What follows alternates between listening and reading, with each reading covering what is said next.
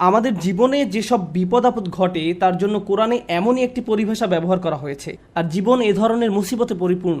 আল্লাহ আযজা ওয়া জাল্লা বলেন, লাকাদ খলাকনাল ইনসানা ফি কাবাদ। নিঃসন্দেহে আমি মানুষকে সৃষ্টি করেছি কষ্ট ক্লেশের মধ্যে। তাই এমনটি আসলে মানব জীবনের একটা অংশ। প্রসঙ্গত, এই সমস্ত মুসিবতের প্রকৃতি কেমন?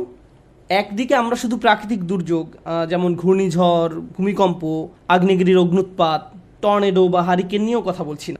এগুলোও বিপদ। যেমন আল্লাহ সুবহানাহু ওয়া তাআলা অন্যত্র বলছেন, মা আসাবা মিন মুসিবাতিন ফিল আরদ। পৃথিবী এবং ব্যক্তিগতভাবে তোমাদের উপর কোনো বিপদ আসে না, কিন্তু তা জগৎ সৃষ্টির পূর্বেই কিতাবে লিপিবদ্ধ আছে। মানুষের জীবনে শুধু এই এক ধরনের বিপদই আসে না। ভূমিকম্প যে শুধু কোনো দ্বীপে বা দেশে আঘাত হানে তাই নয়, আমাদের নিজেদের ভেতরেও ভূমিকম্প ঘটতে পারে। ফি আনফুসিকুম, তোমাদের নিজেদের ভিতরে স্বামী বা স্ত্রীর মাঝে বিশাল দুর্যোগ দেখা দিতে পারে।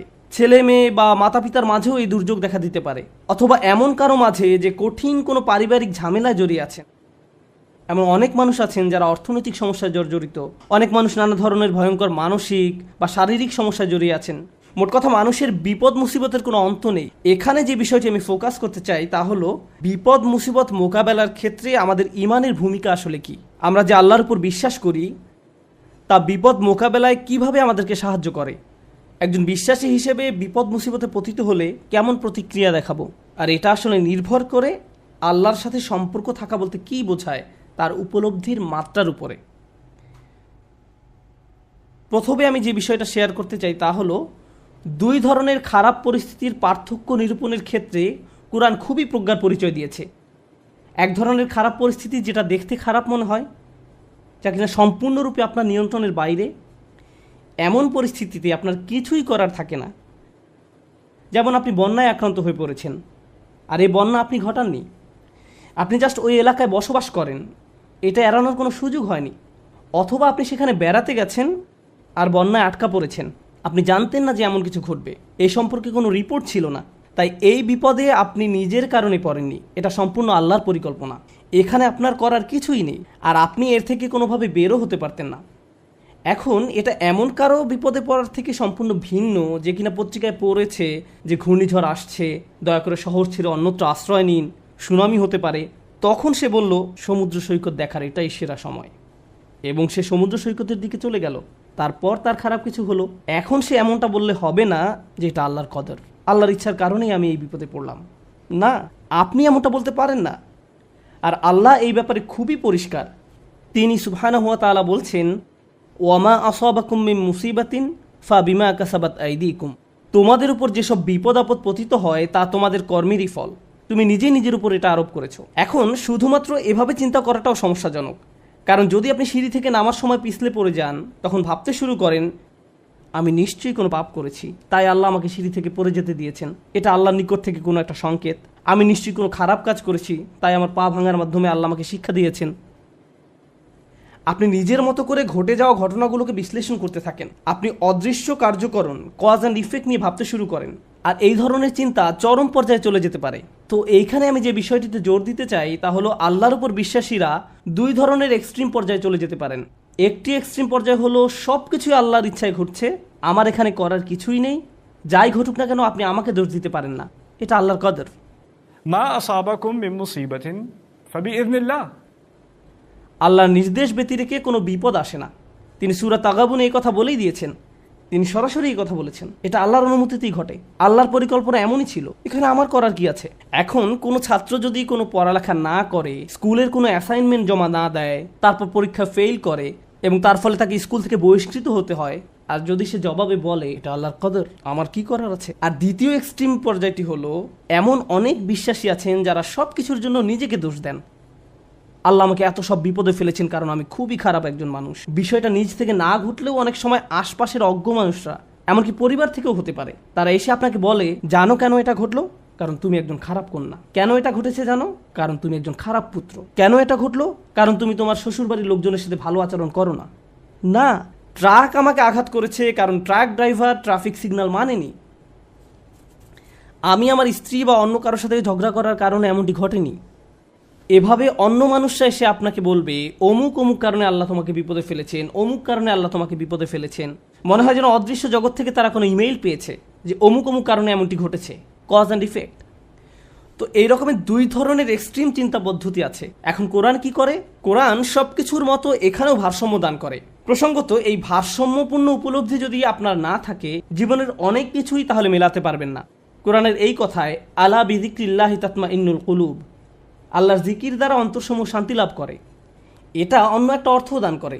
প্রকৃতপক্ষে আল্লাহর চূড়ান্ত জিকির তথা জিক্রুল্লাহ হলো আল্লাহর কিতাব।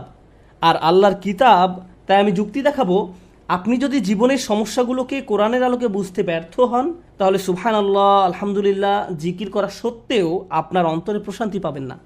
আপনি যদি আন্তরিক হন, ইনশাআল্লাহ প্রশান্তি পাবেন। কিন্তু এখানে উদ্দেশ্য হলো এই ব্যাপারটা সঠিকভাবে উপলব্ধি করা যে আল্লাহ কিভাবে আমাদের সাথে আচরণ করেন। তাই আমি এই সম্পর্কে আপনাদের সাথে কিছু কথা শেয়ার করতে চাই। এখন নিজেকে দোষ দেওয়ার ক্ষেত্রে কোন জায়গায় আমরা দাগ টানবো, কিভাবে বুঝবো যে এটা আল্লাহর পক্ষ থেকে আর এটা আমার দোষ? এই দাগটা আপনি কোথায় টানবেন? বস্তুগত জগতে এটা বোঝা খুবই সহজ। বস্তুগত জগৎ বলতে আমি কি বোঝাচ্ছি, যেমন আমার গাড়িতে যদি আমি গ্যাসোলিন দেওয়ার পরিবর্তে পানি দেই, তারপর এটা না চলে, তখন পরিষ্কারভাবে আমি বলতে পারি না যে এটা আল্লাহর পরিকল্পনা। অথবা আপনি যদি সবসময় জাঙ্ক ফুড খেতে থাকেন, মিষ্টি জাতীয় খাবার সবসময় খেতে থাকেন, তারপর ৪৫ বছর বয়সে ডায়াবেটিসে আক্রান্ত হন, তখন আপনি বলতে পারেন না, ইয়া আল্লাহ, আমি কি বিপদে পড়ে গেলাম, এটা আল্লাহর পক্ষ থেকে পরীক্ষা। না, এটা আপনার মন্দ খাদ্যাভ্যাসের পরীক্ষা। আপনি শশা না খেয়ে সুইস রোল খেতেন, বা এরকম যাই খেতেন না কেন, আপনি জাঙ্ক ফুড খেতেন, তাই এমনটা ঘটেছে। সুতরাং বস্তুগত জগতে কমন সেন্স দিয়ে সবাই কারণ এবং ফলাফল বুঝতে পারে। নৈতিক জগতে আপনি সালাত মিস করলেন কারণ দেরিতে ঘুম থেকে জেগেছেন, ফজর নামাজ পড়তে পারেননি, এখন দেরিতে পড়েছেন। একই দিনে আপনার একটা চাকরির ইন্টারভিউ ছিল, ইন্টারভিউ ভালো হয়নি, তখন আপনি ভাবতে থাকলেন এমনটি ঘটেছে কারণ আমি সালাত মিস করেছি। এখন এর উত্তর হলো, সালাত মিস করার কারণে এমনটি হতে পারে, আবার নাও হতে পারে। নিশ্চিত করে জানার কোনো উপায় নেই। আপনি বা অন্য কারো পক্ষে এর আসল কারণ জানা কখনোই সম্ভব না। কিন্তু যে জিনিসটি আপনাকে সাহায্য করবে তা হলো, আল্লাহ বলছেন, আমি আমার বান্দার নিকট তেমন যেমনটি সে আমার সম্পর্কে ধারণা করে। আপনি যদি ধারণা করেন নামাজ মিস করার কারণে আল্লাহ আপনার উপর প্রতিশোধ নিয়েছেন, তাহলে আপনার নিকট আল্লাহ তেমনই।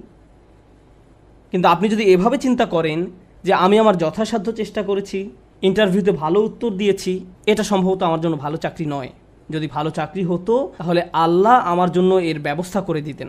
এখন আপনার যদি এই দৃষ্টিভঙ্গি থাকে, তাহলে আপনার সকল ভুল ত্রুটি সত্ত্বেও আল্লাহ আপনার নিকট তেমনই। আমাদের দায়িত্ব হলো যখন আমরা ভুল করি তখন ইস্তেগফার করা। আল্লাহর প্রতিশোধের জন্য অপেক্ষা করা আমাদের কাজ নয়।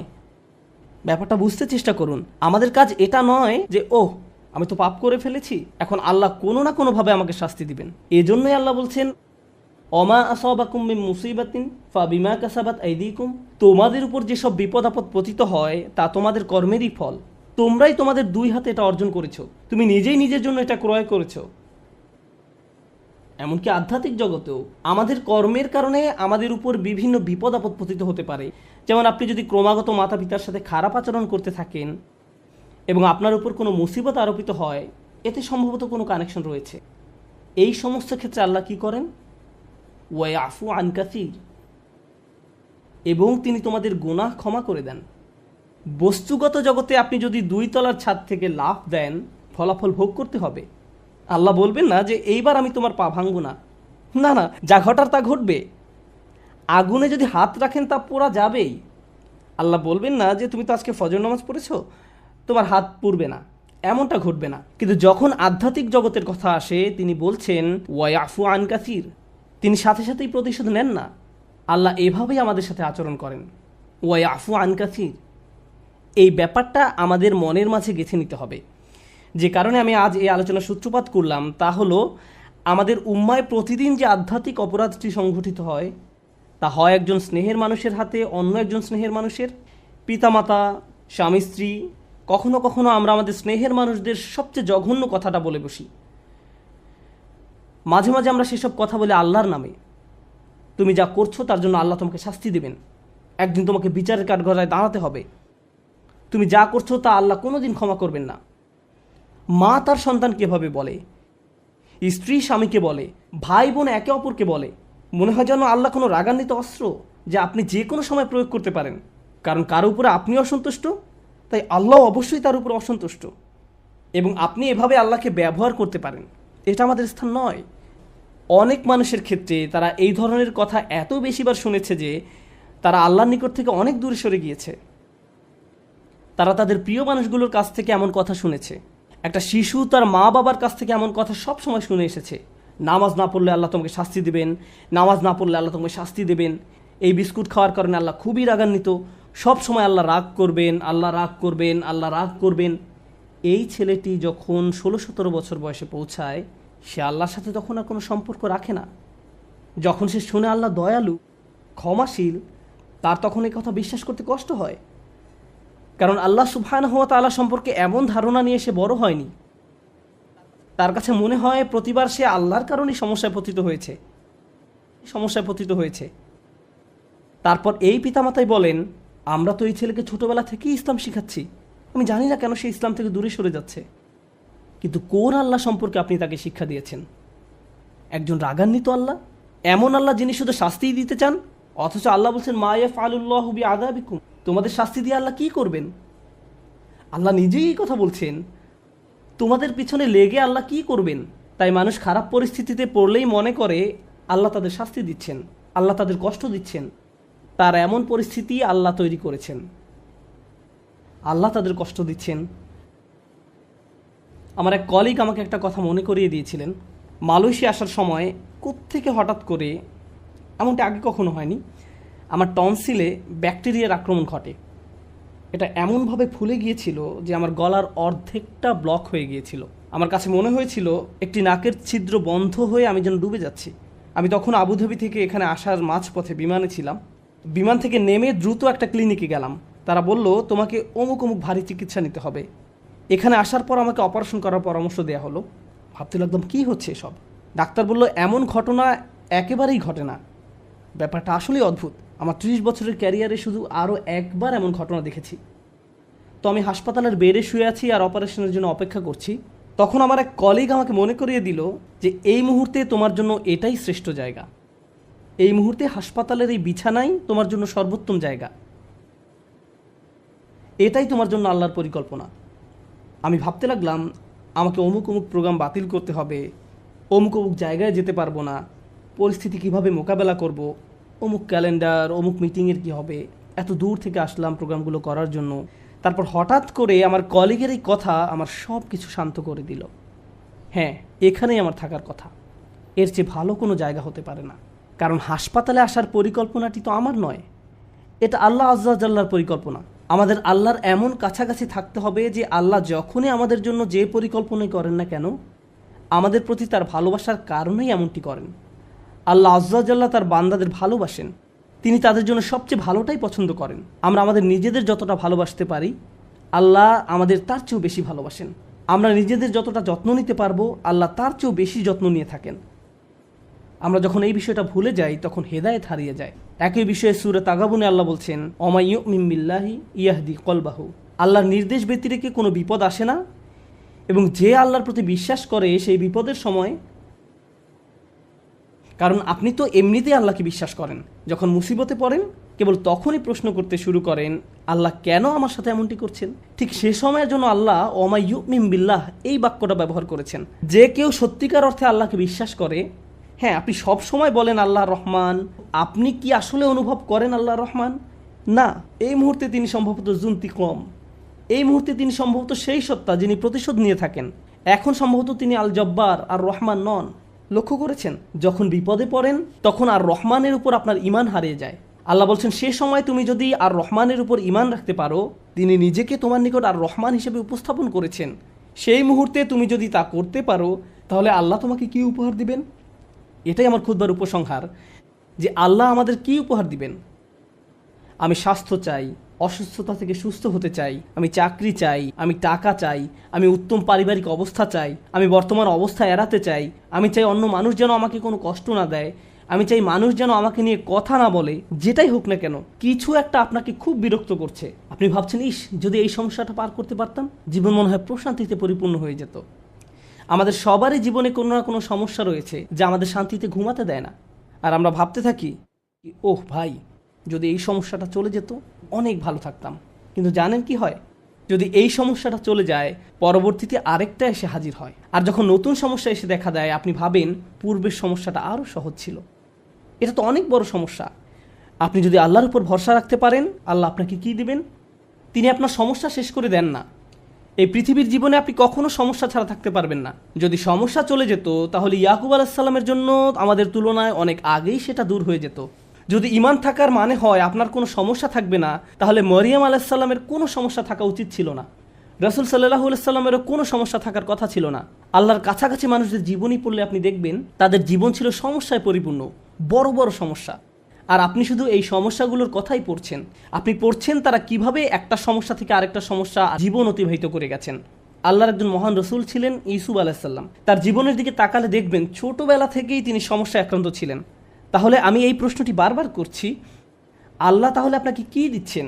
আপনার জীবনের অতি ভয়াবহ সমস্যার সময় যখন আল্লাহর উপর পূর্ণ বিশ্বাস রাখেন, এর বিনিময়ে আল্লাহর কাছ থেকে কি পাবেন? যখন মানুষ আপনাকে বলতে থাকে আল্লাহ তোমাকে অপছন্দ করেন তাই তোমার জীবনে এসব ঘটছে, বিপরীতে আপনিও ভাবতে শুরু করে দেন আল্লাহ মনে হয় আমাকে শাস্তি দিচ্ছেন তাই আমার জীবনে এসব বিপদ আপদ ঘটছে।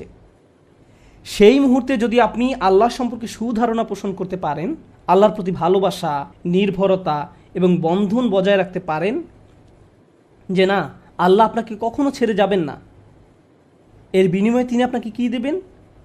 তিনি সে লোকের হৃদয়কে পথ দেখান। আমি আপনাদের গ্যারান্টি দিচ্ছি, যদি আপনার সমস্যা চলে যায়, যদি সে সমস্যাটা অর্থ সংক্রান্ত হয়ে থাকে, এরপর অর্থ আসতে থাকে, যদি এটা পারিবারিক সমস্যা হয়ে থাকে এবং সমস্যাটা দূর হয়ে যায়, এই দুনিয়ার কোনো অর্জনই সেই একটা গিফটের তুলনায় কোনো মূল্য বহন করে না। আর সে একটি গিফট হলো ইয়াহদি কলবাহু, তিনি সে লোকের হৃদয়কে পথ দেখান। আপনার অন্তরে প্রশান্তি থাকবে, জীবনে যাই ঘটুক না কেন আপনার মুখে তখনও হাসি থাকবে। তখন মানুষ আপনার দিকে তাকিয়ে বলবে, আরে তুমি হাসছো কেন? তুমি কিভাবে ঠিক আছো? দেখো না তোমার কি অবস্থা হয়েছে। আপনি তখন বলবেন হ্যাঁ সব ঠিক আছে। যদি আপনি এই আচরণ রপ্ত করতে পারেন, এমন অনেক মানুষ রয়েছে যাদের টাকার কোনো অভাব নেই, তারপরেও তারা ঘুমাতে পারে না। আপনার কল্পনায় যেসব কিছু মানুষের জন্য সুখ নিয়ে আসার কথা তার সবই তাদের আছে, কিন্তু তবু তাদের মানসিক শান্তি নেই। তাদের নেই সেটা, তারা নিজেদের উপর খুশি নয়, বিভিন্ন রকম ড্রাগ এবং মদ পান করে, বাস্তব দুনিয়া থেকে নিজেদের সরিয়ে রাখে। তারা বাস্তবতার মুখোমুখি হতে পারে না। অন্য মানুষরা তাদের ভিডিও দেখে বলে ওয়াও, তাদের বাচ্চাদের দোলনাটা কি সুন্দর, তাদের গাড়িটাও কি চমৎকার, আমরাও এগুলো চাই। ইয়া লাইতালানা মিসলা মা উতিয়া করুন, ইস কারুনের যা আছে আমার যদি তা থাকতো, বসের মতো জীবন। পক্ষান্তরে আপনি যদি আল্লাহর দিকে ফিরেন, তাহলে তিনি আপনাকে এমন কিছু দান করবেন যা কোনো টাকার অঙ্কে কেনা সম্ভব নয়, খ্যাতি বা জনপ্রিয়তা যা আপনাকে দিতে পারবে না। আর তা হলো ইয়াহদি কলবাহু, তিনি আপনার হৃদয়কে পথ দেখাবেন। এটাই ঈমানের সর্বশ্রেষ্ঠ পুরস্কার, এটাই হলো বিপদে পড়ার সর্বশ্রেষ্ঠ পুরস্কার। এখন আলোচনার উপসংহারে এসে বলতে চাই, মানুষ অনেক সময় বিভিন্ন সমস্যায় আটকে পড়ে। আপনি আটকে পড়েছেন, আমি আটকে পড়েছি। কখনো কখনো আমরা এখান থেকে মুক্তির কোনো উপায় দেখি না। ওই পরিস্থিতিগুলো হলো আমাদের আল্লাহর পক্ষ থেকে সর্বশ্রেষ্ঠ উপহার দেওয়ার একটা উপায়। ওই পরিস্থিতিগুলোতেই তিনি আমাদের অন্তরগুলোকে পথ প্রদর্শন করেন। আমরা যদি কেবল সেই পরিস্থিতিগুলো ব্যবহার করে আল্লাহকে পেতে পারি, আল্লাহর সাথে কথা বলতে পারি, এর জন্য আপনাকে আরবি জানতে হবে না, এর জন্য আপনাকে অনেক বেশি কোরআনও জানতে হবে না। জাস্ট আল্লাহর দিকে প্রত্যাবর্তন করুন আর বলুন, ইয়া আল্লাহ, আপনি তো সর্বশ্রেষ্ঠ পরিকল্পনাকারী। ইয়া আল্লাহ, আপনার মতো কেউ আমাকে ভালোবাসে না, কেউ আমার প্রতি আপনার মতো যত্নবান নয়। এটা কখনোই সম্ভব নয় যে আপনি আন্তরিকতার সাথে আল্লাহর নিকট হেদায়েত কামনা করবেন আর তিনি আপনাকে ফিরিয়ে দেবেন। আপনি যদি আল্লাহর কাছে একটা গাড়ি চান, তিনি হয়তো আপনাকে তা নাও দিতে পারেন। একটা বাড়ি চান, তিনি হয়তো আপনাকে তা নাও দিতে পারেন। আপনি যদি তার নিকট আপনার রোগ ভালো করে দেওয়ার জন্য দোয়া করেন, হয়তো তিনি ভালো করবেন অথবা ভালো করবেন না। কিন্তু একটি বিষয়ে নিশ্চিত তিনি আপনাকে দিবেন, যদি আপনি আন্তরিকতার সাথে প্রার্থনা করেন, আর তা হলো হেদায়েত। তার সন্তুষ্টিপ্রাপ্ত বান্দাদের দলে চলার পথ, গাইডেন্স, তিনি আপনাকে এটা দেবেন। আর যখন তিনি আপনাকে এটা দান করবেন, তখন এমনিতেই অন্য সব সমস্যার সমাধান হয়ে যাবে। আল্লাহ তাআলা আমাদেরকে সেসব মানুষদের অন্তর্ভুক্ত করুন যারা সত্যিকার অর্থে তার নিকট হেদায়েত চায়, আর আমাদের জীবনের সকল সমস্যাগুলোকে তার কাছাকাছি হওয়ার মাধ্যমে পরিণত করুন, যেন তার নিকট থেকে আমরা হেদায়েত পেতে পারি।